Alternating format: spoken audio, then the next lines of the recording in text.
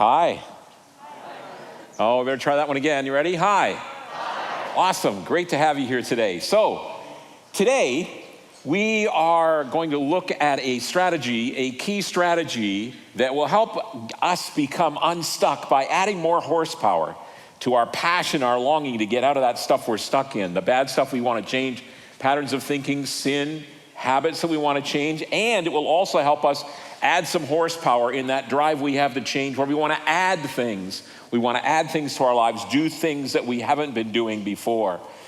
The fact of the matter is that everybody wants to experience change. I don't care if you're down at our Kitchener campus or online in our west side up in 218 or in our main auditorium, or you're just watching or listening to this during the week. The truth is that everybody wants to change. We all have things we wish we didn't do, things we've tried to change, and we have things that we wish we would do. Change is a big deal for us. It really, really is. I don't know if you're like me, but sometimes, I get up in the morning and I look in the mirror and I say to myself, today, you're gonna do it better today, Kenny. And I'll get my voice in a deep voice. You can do this, you can pull this off. You can be different. And then what happens, and I don't know if you're like this or like me, all good intentions, all big desire, deep, deep passion toward it. And then I blow it. So I get up the next morning and I'm looking in the mirror and I feel like I'm in a movie called Groundhog Day, where I'm just like the same thing with Bill Murray, Groundhog Day being repeated and repeated and repeated. I'm back in front of the mirror and I'm saying, okay, today is going to be different. Today I'm going to start doing this thing I've been trying to start. Today I'm going to stop doing this thing I've been trying to stop. And I blow it again, and it gets discouraging, and you get depressed about it, and you think, you know what, maybe I just need to wear a t-shirt that says, I suck, I'm stuck. You know what I'm saying? Don't you get that feeling sometimes? Like it's just like, I can't seem to get past this. And what we want to do through this series is help us to learn some strategies, some biblical principles, and encourage one another to experience the change that we need to experience in our lives. So that's what this series is really all about. And today, I want to talk about how to add some more horsepower into making the change that I know you want to make in your lives. Let me just begin by sharing some principles that I know you know real well, but just reminding us this morning. Here's a couple of them I want to share. Here's the first one. It's only when the pain of not changing is greater than the pain of going through the things necessary to change that we will do what we need to do to change, right? You understand what's being said here? Let me read it again. It's only when the pain of not changing is greater than the pain of going through the things necessary to change that we'll do what we need to do to change. We choose the path of least pain. And if I can just, I'm not happy with this, I need to change this, but you know what? Going through the process is gonna make it even worse. It's gonna be more difficult to do that, so I'm not going in that direction.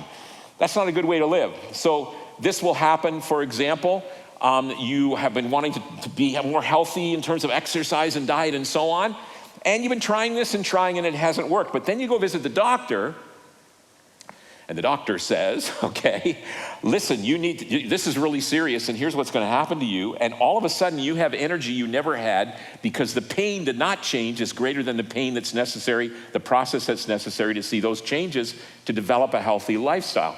Happens with couples whose marriages are not working really well, and one spouse will say to the other one, we've got to make changes here. You've got to be different in this area in your life. And nothing seems to happen until she says, or he says, if we don't, this marriage is going to hit the rocks. And all of a sudden, that spouse is now going to counseling, reading books, watching videos, talking to people, sitting down with couples that seem to be in a healthy relationship, learning what he can or she can do differently. There's something that happens to us when the pain of not changing is greater than the pain of staying where we're at. Here's the second principle, and again, you know this one really well. If we keep on doing what we have always been doing, we will keep on being where we've always been being. You understand that one, right? We keep on doing what we've always been doing. We will keep on being where we've always been being. It's kind of like one that Albert Einstein came up, really well known as well. And it goes like this. Insanity is doing the same thing over and over again, expecting different results, right? And this is Einstein on a good hair day. You look at this and you say to yourself, that's true, and I want to stop the insanity. So if you've been driving down one roadway in your efforts to experience change, and you keep on that roadway and it keeps taking you to the same destination, listen, you need to get on a different road. if the horse is dead, dismount, okay? I mean, it's really important for us to understand that doing the same thing over and over again, if it isn't working, isn't working. It isn't working. Can you say that with me, please? It isn't working. It isn't working. If we keep on doing what we've always been doing, we'll keep on being where we've always been being. And so what we want to do is we want to make some changes. And that's, again, what this series is about. How can we do that? How can we do things differently? How can I understand that there may be, that the pain of staying where I'm at is not good? And one thing we can do about this, by the way, is we can start looking at the change that we want to take place in our lives and evaluating the kind of pain that being where we're at actually is all about. And so examining it, putting lists together, thinking through, if I keep staying here, what kind of pain am I going to experience? Now, it's interesting because, people who have studied this whole thing have come up with different categories of areas where people want to change. And depending on who you're reading, there can be as many as 3 different categories, or there can be many, many more. I'm going to share with you 6 categories where I think for many of us, we may find ourselves in where we want to experience some change. And if you thought you didn't need change before I go through these 6, you're now going to walk out of here going, oh man, I really need to change my life. And you'll be so glad you came. So let me just kind of look at these 6 habit categories, okay, that can tend to be areas where we want to grow or stop or start doing things. One of them is healthy living habits. I already alluded to that. These are habits that center around your lifestyle and your health, your exercise routine, your sleeping patterns, your eating habits, your hygiene habits, and so on. That may be an area where you want to stop doing something and start doing something else. Or how about financial habits? They center around how you spend or save your money. Budgeting, spending habits, saving habits. That's an area where you may say, you know what, I really want to change in that area in my life. Number 3, productivity habits. These are all about how you work, how you manage your time, how you manage your energy, okay? Your productivity habits determine the level of output you're able to achieve on a daily basis and also over your whole life. And maybe that's an area where you go, oh man, I got to stop sleeping this late, or whatever the case might be. But this is an area that maybe you want to make some changes. How about mindset habits? Some of your thoughts in life can be classified as habits. Are you consistently thinking about the past? Is that what you're always thinking about, the past? Do you always have negative thoughts about yourself or about others? And those patterns you will want to see changed. Those are called mindset habits. And it's really crucial that we spend some time looking at those. That might be an area for you that you want to change. Another one's called connection habits. And connection habits are around your abilities to form relationships, to have healthy relationships with people, to make friends, and so on and so forth. And reaching out to friends, approaching strangers, and it may be that you're saying, this is an area that I want to grow in, or maybe you're so consumed in your relationships that you're unable to do other things. It might be something you need to stop doing there. And then spiritual habits, which tags with every area in our lives, right? I mean, it's integrated into our whole life, and I think it touches down on all of those categories. But what you may want to be saying, maybe saying to yourself is, spiritually, I want to grow. I want to pray more. I want to read the Bible more. I want to deal with my understanding of God more. I want to walk closer to Jesus. I want to fellowship more. I need to get involved in a life group. Whatever it may be, there are these patterns that we have. And one of the ways that we can think about those changes that we want to make is by looking at the categories. Another way of thinking about areas of change is to think about them on a continuum. So over here, we might have what we would call like dumb, silly habits, okay? Dumb, silly habits would be habits that really don't affect anybody else, and they're not going to really cause tremendous harm in your life, but you've got them and they drive you crazy, right? So maybe it's biting your fingernails down to when they bleed. And, you're not going to be a hand model for a jewelry store. I understand that. But it bothers you, but it's not going to, affect you in dramatic ways. Or maybe you're the kind of person who likes to drive until the light comes on to say, no more gas. That's just kind of your thing. And, every once in a while you like to move beyond that and kind of fill it up before you absolutely have to. Those are kind of like dumb, silly sort of habits that you might want to change. But then we can go all the way down here to the very serious kind of habits or sins or patterns of behavior that cause a great deal of pain in our lives. We might talk about addictions in this area and other things that are similar to that have got such a grip on our lives that they dominate us, and they're shaping the way that we think and the way that we feel, the way that we look at other people, the way that we see God, and all of those things can be a part of that life. And what we want to do is change those as well. And so it may be that as we talk about the 6 categories, that you could actually plot them on this continuum in your own mind about areas that you want to see changed. I think it's really important to understand that habits and patterns of behavior can have just a huge impact in our lives, and we can leverage them. So John Maxwell, who's written a lot of books and is one of a kind of a leader guru kind of a guy, had this to say about habits, which I thought was brilliant. He writes this: when we have bad habits, we serve them. But when we have good habits, they serve us.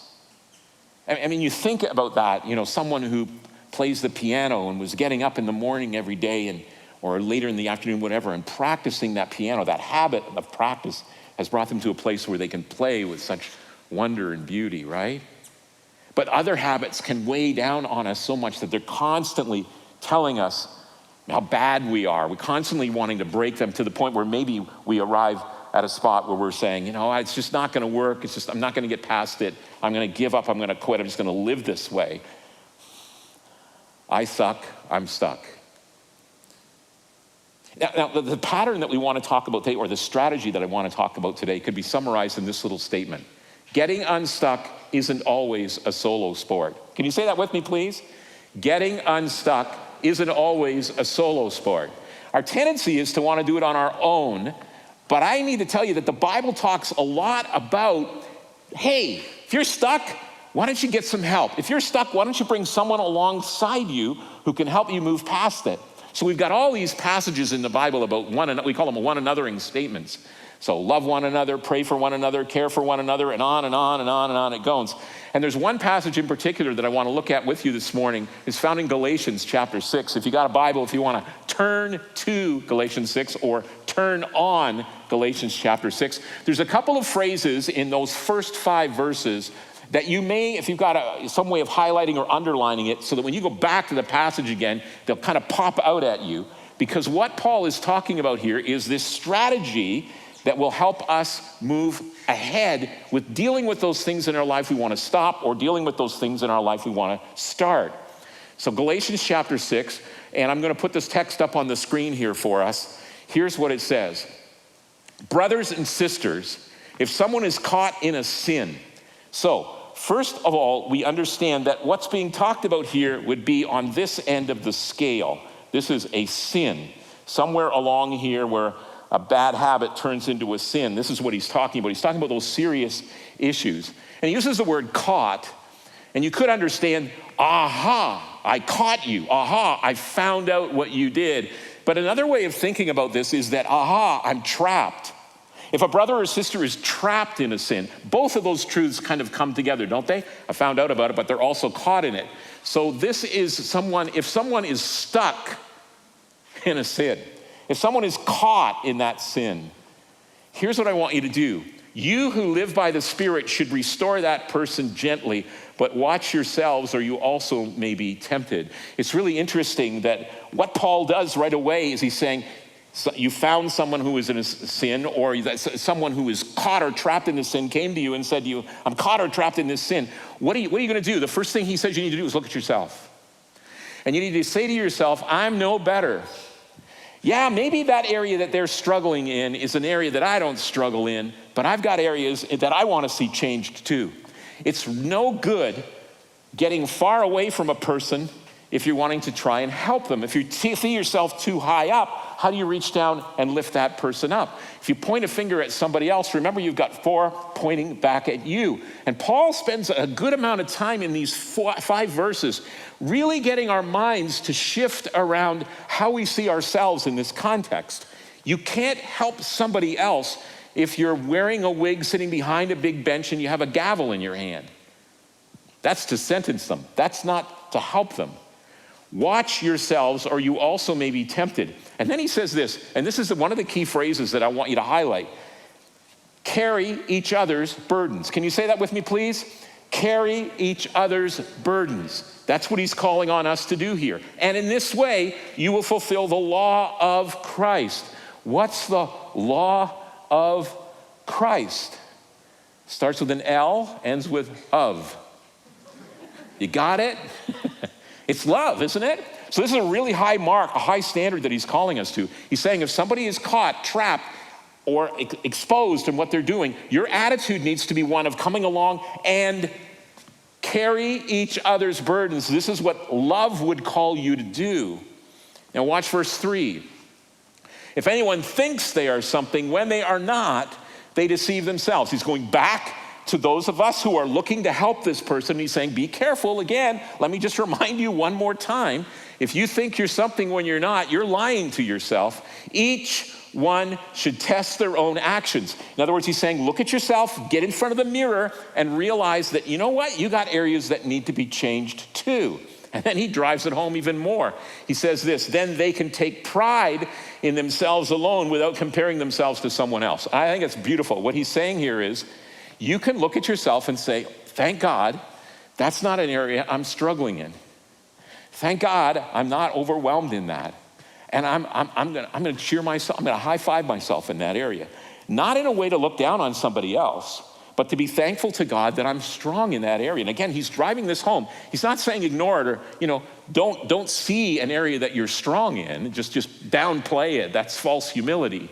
He's saying be aware of it, but don't compare yourselves to someone else when you do that, okay? Don't start looking at someone else and say, I'm better, nah.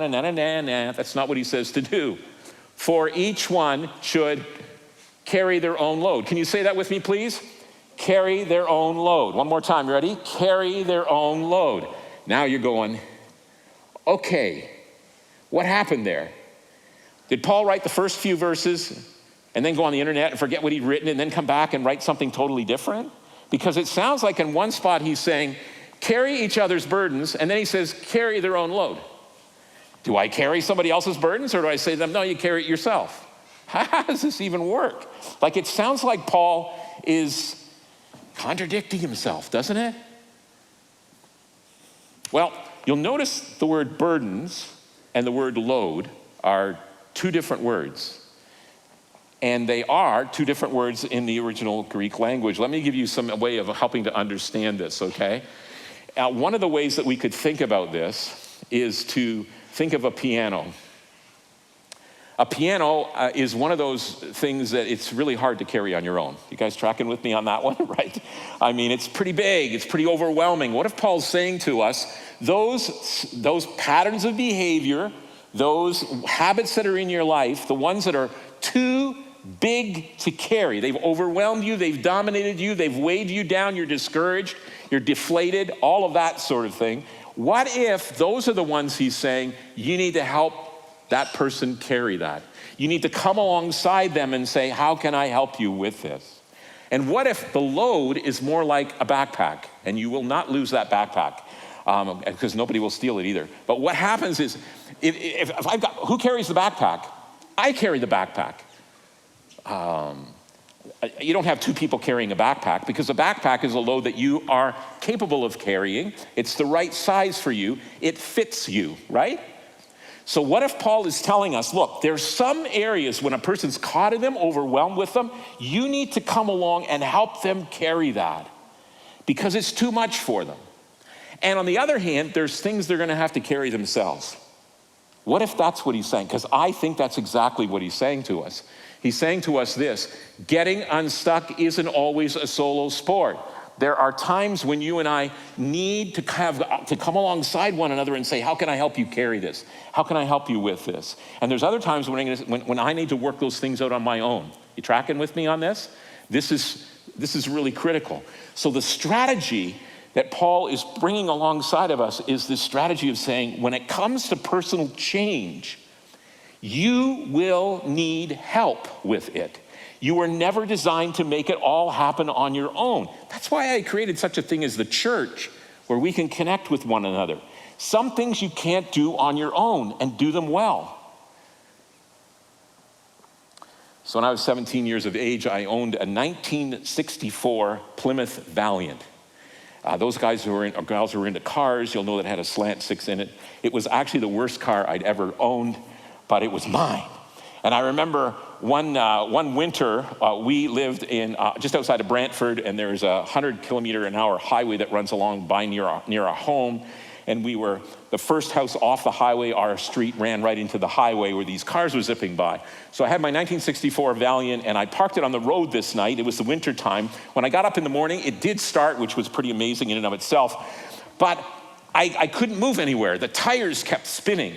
And I decided, okay, I gotta get going here. So I put it in forward, and then put it in reverse, and forward and reverse, and forward and reverse, trying to rock it out of whatever kind of dip it was in, and that didn't happen. So I thought, I'll increase the horsepower. So I stepped on the gas pedal as hard as I could to get those tires spinning and spinning and spinning and spinning, and it's still stuck there. So I thought, what am I gonna do? I'm 17, I'm a brilliant 17-year-old. I thought, I'm gonna get out of the car and push it. If I take my foot off the brake and leave it in gear, those tires are gonna spin on the ice, and indeed they did. So I opened up the door and I got out of the car. And I thought, I'm not gonna go around the back, that would be silly. But what I'm gonna do is put one hand on the door and one hand on that post that runs by the windshield, and I'm gonna see if I can rock it and get it going. And remember, I'm about 100 feet from the highway. So I'm rocking this thing, and it's pointed toward the highway. So I'm rocking this thing back and forth, and finally I get it out of the rut, and it starts to go down the road. And I'm running alongside my car, trying to figure out now, how do I get back in it? Any of you got back in, tried to get into a moving car before? They can do it on the movies, it looks real easy. It's not, especially when you're standing on ice.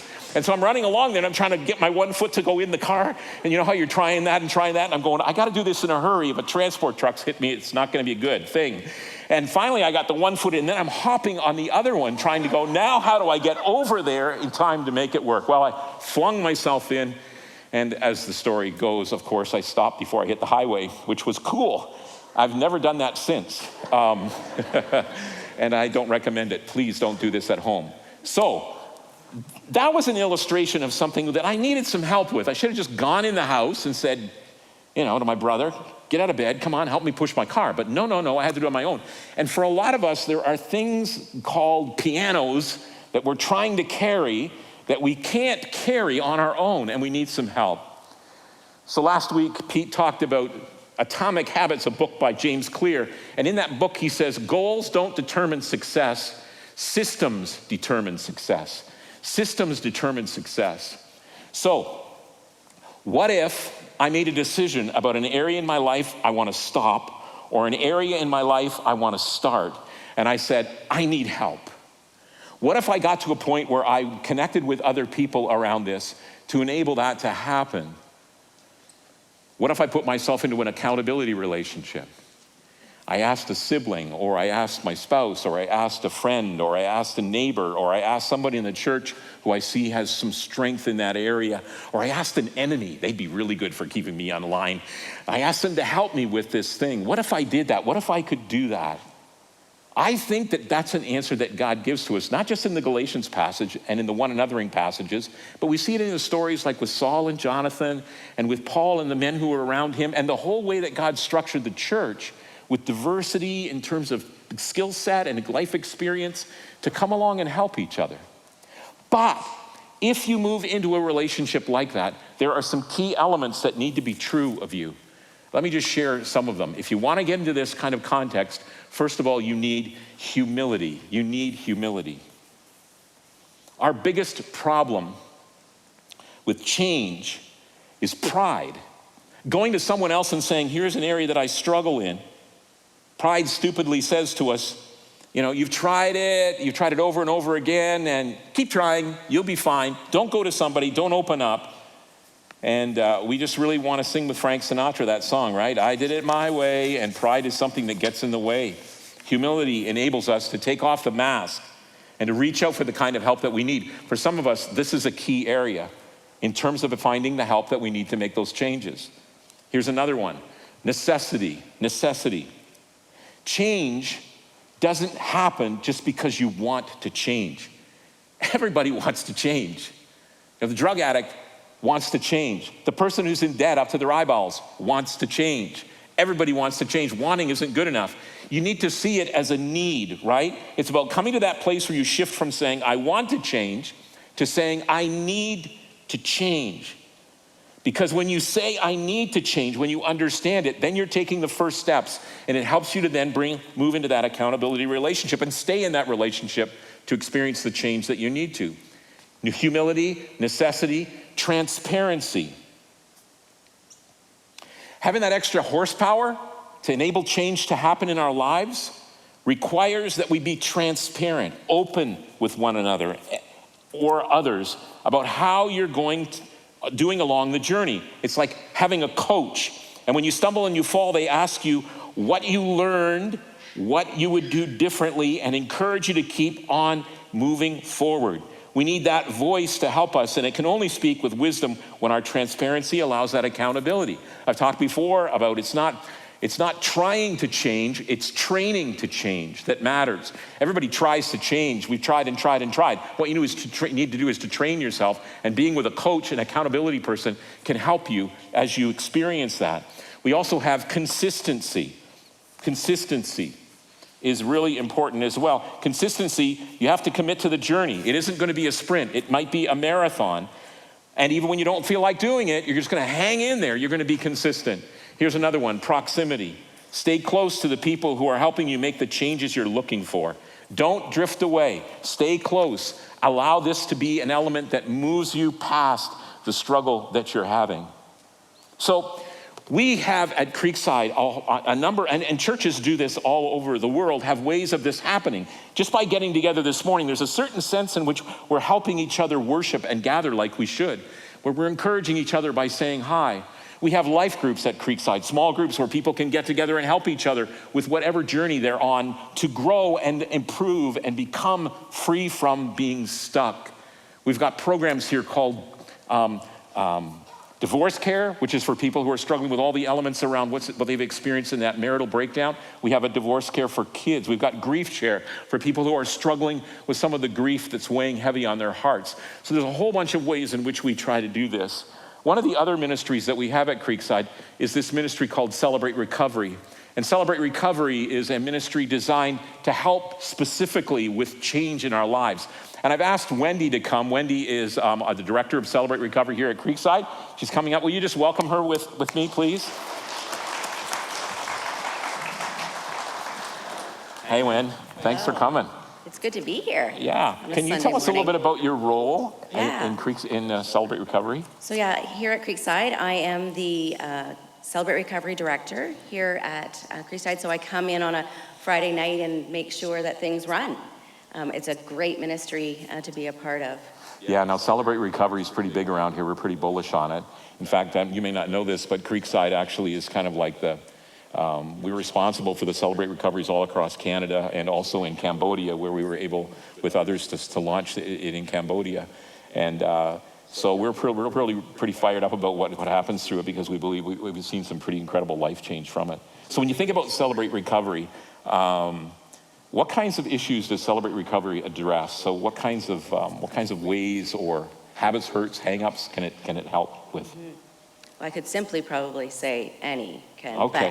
But let me just go back a little bit, Ken, and just explain what CR is for anyone here in the room or online or in Kitchener campus. That it is a 12-step Christ-centered recovery group. And so anyone that has, as Ken said, a hurt, hang-up, or a habit could find value in attending. And that could be anything. Like you might be sitting there thinking, hey, that's for addictions like drugs or alcohol. And really only a third of our participants are experiencing that struggle. So things like grief or loss or self-sufficiency or financial challenges, anything like that, Celebrate Recovery would be a benefit to partake or be part of that. Okay, cool. So how does it actually work? Like in practice, how does the accountability work in the context of Celebrate Recovery? Yeah, Celebrate Recovery is set up, like the model of Celebrate Recovery is set up to utilize accountability, and we call it sponsors, but like a support team. And so I wouldn't go a night without hearing someone talk about an accountability partner or a sponsor. But I even think, Ken, lots of programs that are so helpful and we absolutely love, they run for short periods of time. So it might be like 8 weeks or 12 Right. weeks, whereas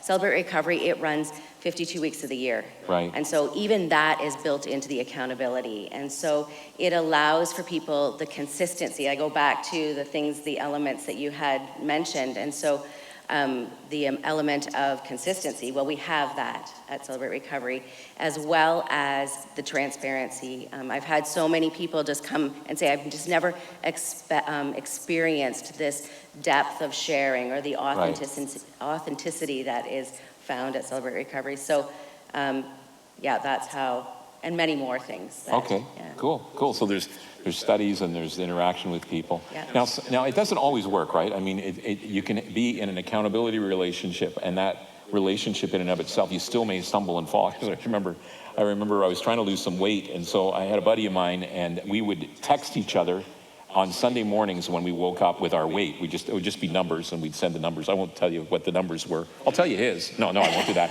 And so we'd send these numbers back and forth with each other, and the idea, we did this for over a year, and the idea was to try and lose some weight, and it didn't work. I don't know whether we're just too nice with each other. In fact, I think I play more now than I did then. So help me, why doesn't it work sometimes? Any ideas around that? Yeah, well, I could ask you, Ken, why it didn't work. Yeah. But I'll give you some of my ideas of why it doesn't work. So some of the reasons I've found that don't personally and from stories is that with accountability, if there isn't set out expectations or how it's going to work, so like what the goal is, then it's not going to work. Right. Another would be where you're actually not utilizing it. So you have this accountability partner in place, but shame or not wanting to be a burden, maybe it comes along and you don't reach out. Right. So essentially you're in a spot and you don't give them a call. Right. And so not utilizing it, not having expectations set out would be two of the biggest ones that I would say. Yeah, okay, that's great. So could you share a story from of an experience in Celebrate Recovery where the accountability relationships worked? Absolutely. There's so many stories, but I'll tell you one about over a decade ago. A man came into recovery with a marriage that was failing and needed a change, like you talked about. Like, was just stuck in some cycles and things that were holding him back and their marriage back. And so, as a kind of a last-ditch effort, attended Celebrate Recovery. And about a year later, when everything wasn't fixed for the wife, she decided that maybe it was the time for her to attend as well, as she had seen lots of change in his life and wanted that for herself. And so she attended, and a couple years in, I know that accountability for him was that he served on a team, and so he had to show up. Yeah. And then he built accountability partners and a team that would hold him to be coming each week.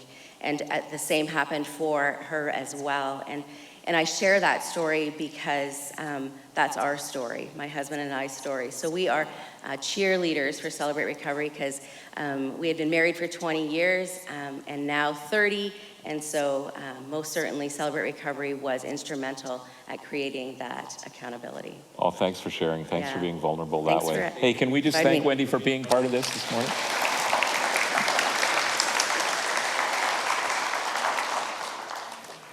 The cool thing is that it's not just this horizontal accountability that we have, or that we can have, but it's a vertical one we can have with God. The Holy Spirit of God wants to help us change. He wants to make us more like Jesus in our attitudes, in our actions, in our affections. That's what he does, and he's provided some tools for that to happen. He's given us the Bible, his word, to help us change. He's given us relationships to help us change. And then the Holy Spirit of God himself will nudge us, tug on our hearts and say, here's something I want you to do. You know when that happens. If you're a follower of Jesus, you know that, and you understand how that can happen in your life. And I just urge us that when the tugs keep happening and there isn't the change that we know we want to make, that maybe it's time to find or embrace this strategy of coming alongside and working with someone else. So there's a prayer that I'd like us to read together today. It's called the Serenity Prayer. I'm going to ask if you'd stand with me. Can you do that, please, right now?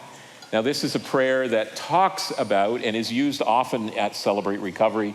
This is a prayer that talks about change, the desire to see change, but But it goes beyond that, and it talks about circumstances in the world and struggles in the world, and invites God to come alongside and help us to, embrace him, maybe to change our attitude toward what goes on around us, to trust God in the middle of it and experience the kind of life that he'd long for us to experience in the middle of that. So what I'd like us to do is I'd like us to close with this prayer, and I'd like us to read it together. Whether you're online or whether you're in a room somewhere, will you read this prayer with us together, please? God, grant me the serenity to accept the things I cannot change, the courage to change the things I can, and the wisdom to know the difference. Living one day at a time, enjoying one moment at a time, accepting hardship as a pathway to peace, taking as Jesus did this sinful world as it is, not as I would have it. Trusting that you will make all things right if I surrender to your will, so that I may be reasonably happy in this life and supremely happy with you forever in the next. Amen. Thanks so much. God bless you.